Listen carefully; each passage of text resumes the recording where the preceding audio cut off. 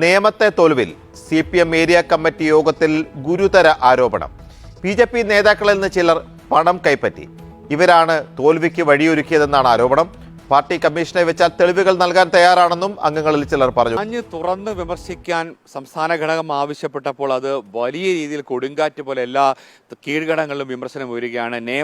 നേമത്തെ തോൽവി വലിയ രീതിയിൽ CPM-നെ പിന്നോട്ടടിച്ചിട്ടുണ്ട്. BJP വീണ്ടും അക്കൗണ്ട് തുറന്നു. അതിൽ ഗുരുതരമായ ആരോപണമാണ് ഇന്നലെ ഏരിയ കമ്മിറ്റി യോഗത്തിൽ അംഗങ്ങൾ ഉന്നയിച്ചത്. അതായത് പാർട്ടിയിലെ പല നേതാക്കളും BJP-യിൽ നിന്നും പണം വാങ്ങി എന്നുള്ള അതീവ ഗുരുതര ആക്ഷേപം ഉന്നയിക്കപ്പെട്ടിരിക്കുന്നു.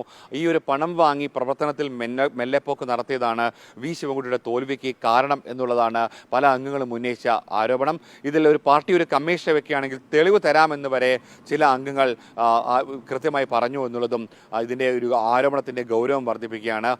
പ്രവർത്തനത്തിൽ എന്തെങ്കിലും തരത്തിലുള്ള വീഴ്ച ഉണ്ടായെന്നുള്ള പരാതി ഇതുവരെ ശിവൻകുട്ടി ഉന്നയിച്ചിട്ടില്ല. പക്ഷേ ഈ ഏരിയ കമ്മിറ്റി യോഗത്തിലെ വിമർശനവും ആരോപണം ഒരുപക്ഷെ ഇനി നേമം തോൽവി എന്തായാലും പാർട്ടി ആ തോൽവി കൃത്യമായി പരിശോധിക്കാൻ സാധ്യതയുണ്ട്. ഈ രീതിയിൽ ഒരു പണം വാങ്ങി വോട്ട് മറിച്ചു അല്ലെങ്കിൽ പ്രവർത്തനത്തിൽ മെല്ലെപ്പോക്ക് നടത്തി എന്നൊക്കെയുള്ള ആക്ഷേപം വരുമ്പോൾ അതിൻ്റെ ഗൗരവ സ്വഭാവം മാറുകയാണ്.